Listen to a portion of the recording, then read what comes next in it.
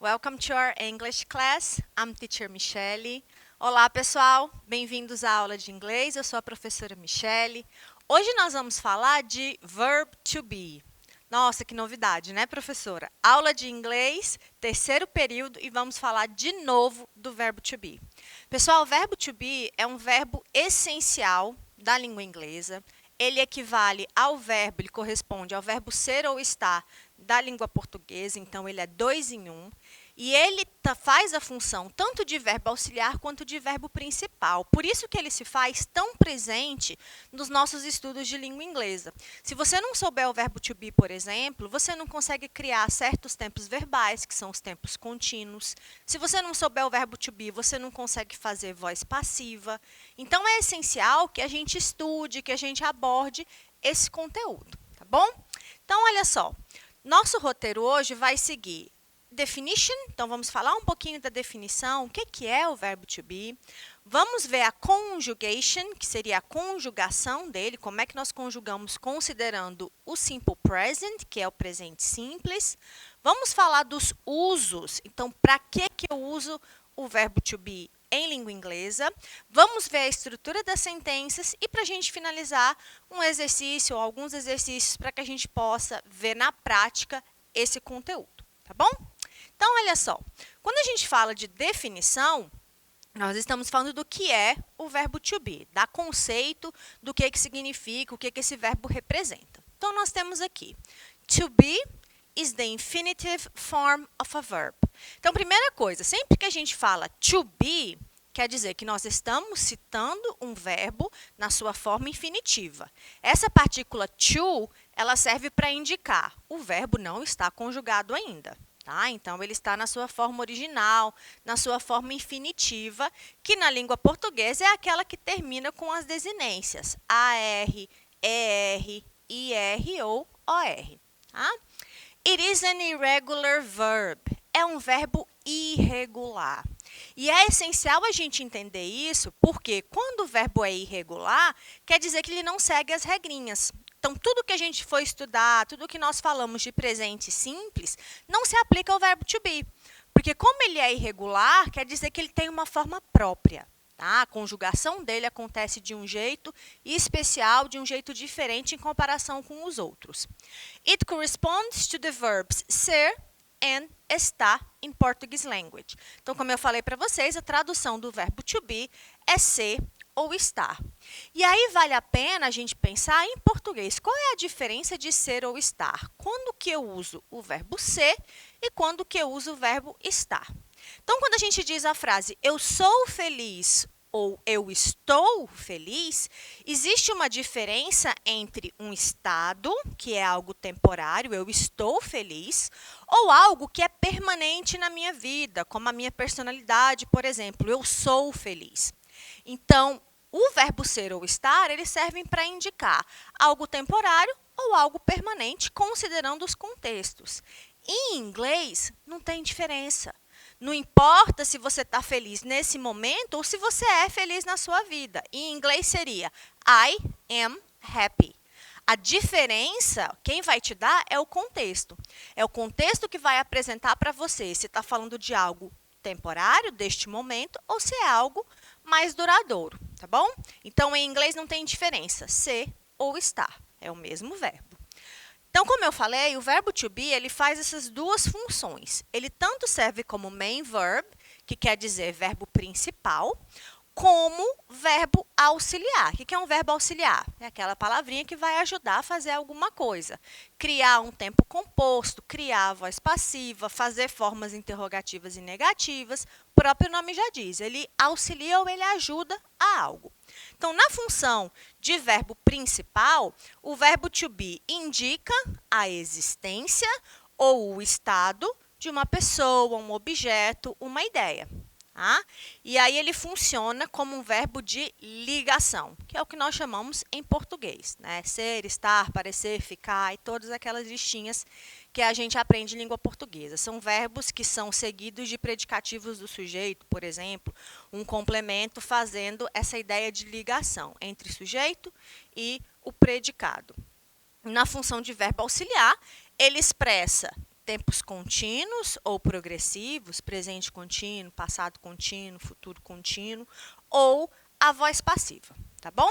Então, nós vamos ainda futuramente, em outros conteúdos gramaticais, trazer de volta o verbo to be, com certeza, tá?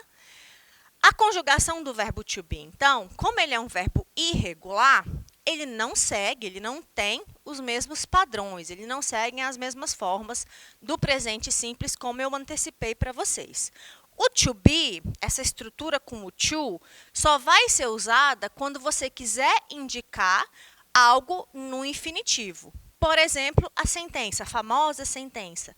To be or not to be, that's the question.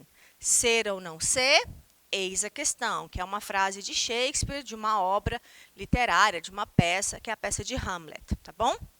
Então, nessa frase, a tradução é ser ou não ser. O verbo não está conjugado, ele está no infinitivo. Por isso que eu uso a construção com o to, tá bom? Fazendo essa referência da ação não praticada, não conjugada. E o that's, olha aqui, ó, o apóstrofo S é o is conjugado. É o mesmo verbo, só que aqui ele está conjugado na terceira pessoa. Esta é a questão, ou eis a questão. Bom? Então, olha só. No presente simples, o verbo to be, que é um verbo irregular, ele possui três formas distintas, ou seja, ele tem três variações. O que são essas variações? É a forma que ele possui quando ele é conjugado. No português, nós não fazemos eu sou, tu és, ele é, nós somos e assim por diante. Então, cada pessoa recebe uma terminação, que são as desinências verbais a partir de um verbo. No inglês, não acontece essa alteração de pessoa para pessoa, tá? Então, como ele é um verbo irregular, ele possui três formas distintas. Uma delas, am. Quando que eu uso am? Somente para a primeira pessoa do singular. Eu sou ou eu estou. I am. Are é usado para todas as pessoas no plural e também para a segunda pessoa do singular. Por que isso acontece? You, a gente sabe que aparece duas vezes em inglês. O you na segunda pessoa do singular, que é o tu ou você, e o you no plural, que é vós ou vocês. Então, como eu tenho duas vezes, tanto no singular e no plural, não faria sentido eu ter diferentes conjugações. Então, na segunda pessoa, sempre se usa are. E no plural, também. Is, para as terceiras pessoas do singular. Ou seja, sempre que o sujeito for ele ou ela. Aí, nesse caso, você vai usar is para indicar é ou está. Olha a conjugação, então. Tá? Nós temos as pessoas do discurso, primeira, segunda, terceiras pessoas. Temos o plural, primeira, segunda e terceira pessoa. Singular, uma pessoa só. Plural, mais de uma. E aqui a conjugação do verbo. I am. Eu sou ou eu estou. Se alguém perguntar para vocês, qual é o verbo to be? Am, are, is. I não é verbo, pessoal, tá?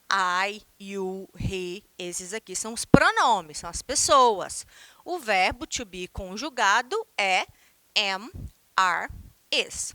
Tá? Vamos parar com aqueles errinhos que a gente sempre comete ao longo de toda a nossa vida de estudante de inglês. Tá? Então, verbo to be, am, are, is.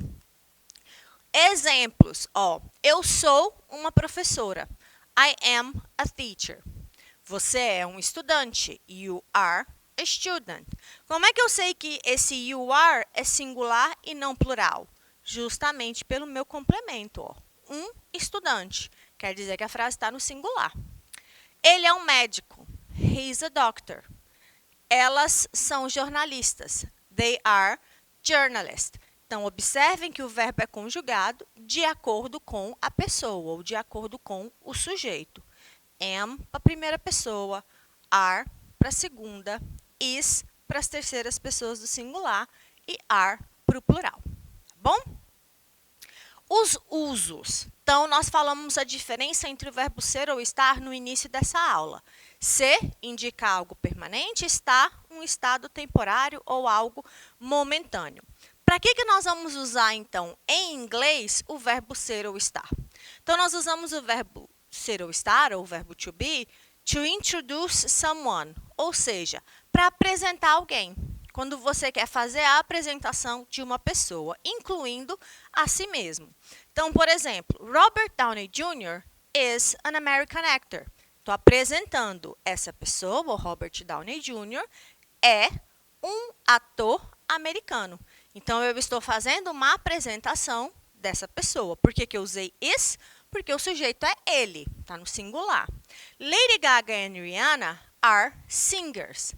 A Lady Gaga e a Rihanna são cantoras. Aqui eu usei are porque eu tenho um sujeito composto, ou seja, duas pessoas, o sujeito está no plural, portanto. Também se usa o verbo to be, o nosso verbo ser ou estar, to describe the someone or something, including the weather. Então, você vai usar para descrever alguém ou alguma coisa, incluindo o tempo. Então, se você quer descrever como é que está o dia de hoje, hoje está quente, hoje está frio, hoje está abafado, você também vai usar o verbo to be, que é o verbo estar, para indicar esse estado, o estado do tempo naquela ocasião. Exemplo, today is very hot. Hoje está muito quente. The elephants are big animals. Os elefantes são animais grandes. Então, eu estou fazendo descrição desses animais ou eu estou fazendo uma descrição do tempo, fazendo referência a esse contexto ou essa situação. Bom? Outro exemplo de uso, tá? Nós usamos o verbo to be também para falar das horas. Tá? E aí é interessante porque em inglês, quando você fala de horas, você sempre deve usar no singular, sempre com o is. A famosa pergunta, what time is it? Significa que horas são. Então, a gente contextualiza. No português, nós perguntamos na forma correta, usando a concordância no plural. Em inglês, sempre no singular. Por que no singular? Horas, nós falamos, está se referindo a algo que não seja uma pessoa. Então, nesse contexto, eu sempre uso is, porque hora é como se fosse uma coisa, é algo que não é pessoa. Bom? Então, sempre no singular. What time is it? Que horas são? It is 10 o'clock. São 10 horas. Então, sempre vai se usar, sempre vai fazer a concordância no singular. Tá? E sempre usando o pronome impessoal, ou seja, aquele pronome que a gente usa para quando se trata de algo que não é pessoa. It equivale a ele ou ela. No contexto das horas, você cria, na língua portuguesa, uma oração sem sujeito. Tá? O'clock é a partícula que você usa para indicar horas exatas. Ok? Também se usa o verbo to be to talk about a place, para falar sobre um lugar. Pode ser uma descrição ou pode ser uma apresentação de um local. Exemplo, the Amazon River is in Brazil. O rio Amazonas está no Brasil. The Nile River and the Lake Victoria are in Africa. O rio Nilo e o Lago Vitória estão na África. Então, você vê descrição e fazendo a referência, a localização de onde esses lugares estão localizados, ou onde esses elementos, no caso, o rio e os dois rios e o lago, estão situados. Também se usa o verbo to be para descrever o sentimento de alguém, to describe someone's feelings, como que aquela pessoa está se sentindo. I'm sad and he's angry. Eu estou triste e ele está irritado. They are happy. Eles estão felizes, tá? Fazendo essa referência do estado. Tá? Poderia dizer permanentemente também, eu sou triste, ele é irritado, eles são ou elas são felizes, tá? Sempre dependendo do contexto. Também se usa para falar de idade. E aí é uma situação que a gente sempre observa erros de falantes de língua portuguesa, no nosso caso, os brasileiros, ao aprender o inglês. Em português, quando a gente fala de idade, nós usamos o verbo ter. Eu tenho tantos anos. Em inglês, o verbo ter só é usado para indicar posse. Tá? Então, quando você vai falar de idade, idade na língua inglesa é sempre o verbo to be. Ou seja, eu estou com tantos anos. Porque a idade é um estado que nós ocupamos. Durante um ano, nós estamos com essa idade. Um ano depois, outra idade e assim por diante. Por isso que em inglês é errado você dizer I have tantos anos. Tá? Você não usa essa construção, ela é incorreta. Tá bom? Então, sempre usando o verbo to be. I am 35 years old. Eu estou com 35 anos. She is 18. Ela está com 18. We are 25. Nós estamos com 25. Nós podemos, na hora de traduzir, falar tenho, né? O verbo ter, ou eu tenho, ela tem, ele tem, porque nós estamos falando contextualizados com a nossa realidade, a língua portuguesa no Brasil. Tá? Mas em inglês é incorreto você usar o verbo ter nesse contexto. E por fim, usa-se também o verbo to be fazer cumprimentos. Para você cumprimentar alguém, para você querer perguntar como que aquela pessoa está. Então, how are you? Como está você? How are they feeling today? Como eles estão se sentindo hoje? How is he doing? Como ele está indo? Como ele vai? É uma outra variação para você perguntar. What's your name? Qual é o seu nome? Bom? Quando a gente fala da estrutura de sentenças, com certeza vocês já sabem disso daqui. É como que as frases são organizadas. E aí, atenção, como o verbo to be é um full verb, quer dizer, ele é um verbo completo, ele é um verbo autônomo, por conta própria, ele cria frases afirmativas, interrogativas e negativas. Isso quer dizer que você não vai precisar de outro verbo auxiliar para ajudar na construção das perguntas e negações. Então, na frase afirmativa, sempre começa pelo sujeito, o verbo conjugado e o complemento. Na frase negativa, a mesma estrutura, mais o não em inglês, que é o not. A frase interrogativa, regrinha de X, que é aquela inversão de posição entre verbo e sujeito. Ó, frase afirmativa, sujeito vem primeiro, verbo depois. Na pergunta, o verbo aparece e depois o sujeito. Bom? Aqui, mais uma vez, a conjugação, destacando a forma interrogativa e a forma negativa. Lembrando, o não em inglês sempre vem depois do verbo. Tá? Em português, você diz, eu não sou, eu não estou. Em inglês, esse não é sempre após o verbo. Tá? Forma interrogativa, o verbo vem primeiro, o sujeito depois. Toda forma interrogativa tem que ter ponto de interrogação no final. Tá? Exemplos. I am tall, frase afirmativa, eu sou alto. I'm not tall, eu não sou alto. Am I tall? Eu sou alto. Então, com base nas estruturas, você faz a montagem das sentenças. Frase afirmativa, negativa, interrogativa. Existe uma estrutura também para você criar as respostas curtas. As respostas curtas são aquelas respostas que você utiliza tanto no sentido afirmativo quanto no negativo. Qual é a estrutura? Primeiro, você usa o indicador, se é uma resposta positiva ou negativa, ou seja, yes ou no, né, o sim ou não. E na frase afirmativa, você tem sujeito e verbo. Na negativa, sujeito, verbo e a negação. Então, is she a doctor? Ela é uma médica? Yes, she is. Sim, ela é. No, she's not. Não, ela não é. Are we from Spain? Nós somos da Espanha? Yes, we are. Sim, nós somos. No, we are not. Não, nós não somos. Tá? Forma contraída, pessoal, são as reduções. Como que você consegue reduzir essas estruturas? A gente pode fazer as contrações na forma afirmativa, que é retirar uma vogal e acrescentar o apóstrofo no lugar. E você também pode contrair as negações, o verbo to be mais o não em inglês. Lembrando que na primeira pessoa não se contrai o verbo, tá bom? Só se contrai o verbo, não se contrai o não, tá?